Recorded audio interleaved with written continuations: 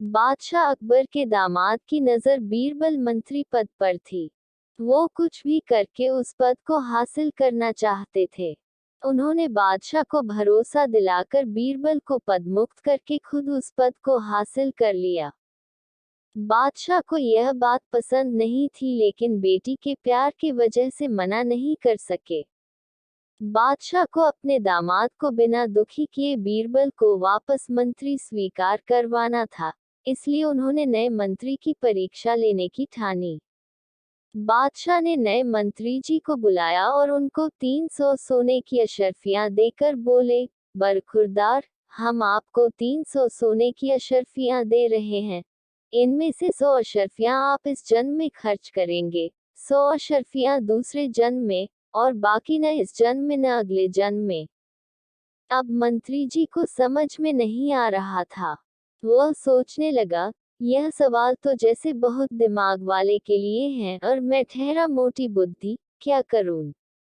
सोचते सोचते उनको बीरबल का ख्याल आया। उनको पता था बीरबल नीतिवान है और कोई जब मदद मांगे तो उसको निराश नहीं करते। उन्होंने बीरबल को बुलाया और कहने लगे, बीरबल, आप मेरी मदद करिए। यह सवाल मेरी समझ के परे है। बीरबल बोले, आप यह सारी अशर्फियां मुझे दे दें और बाकी मेरे ऊपर छोड़ दें।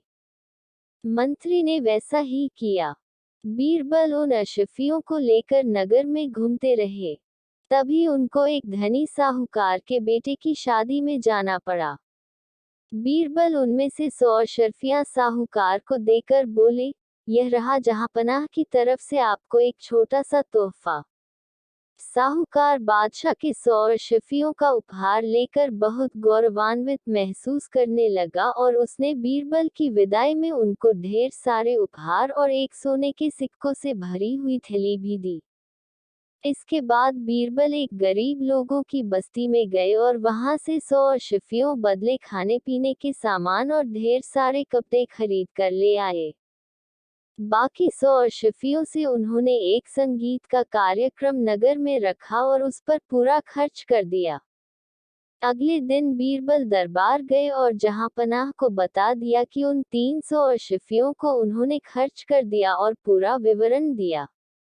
इसके बाद वो बोलने लगे, मैंने जो सिक्के अपने उस साहूकार दोस्त के बेटे की शादी में दिए, वे सिक्के आपको इस जन्म में ही मिल गए। जो सिक्के गरीबों पर खर्च किए, वे अगले जन्म में मिलेंगे, और जो सिक्के संगीत कार्यक्रम पर खर्च किए, वे न तो इस जन्म में मिलेंगे और न ही अगले जन्म में। इसका अर्थ यह है कि जो पैसे हम अपने दोस्तों पर खर्च करते हैं वह आपको किसी न किसी रूप में वापस मिल जाएगा। जो पैसे दान में खर्च करते हैं वह आपको अगले जन्म में मिलेगा, लेकिन जो पैसे हम दिखावा और मजे के लिए खर्च करते हैं वह वही का वही गायब हो जाता है और कभी वापस नहीं मिलता। बादशाह नए मंत्री जी की तरफ एक नजर करके मुस्कुराए। बादशाह के दामाद उठे और बीरबल को गले लगाकर बोले, बीरबल, आपकी जगह कोई नहीं ले सकता। आपकी काबिलियत और गूढ़ चिंतन की हम सबको बहुत जरूरत है। बैकमैन यूनेक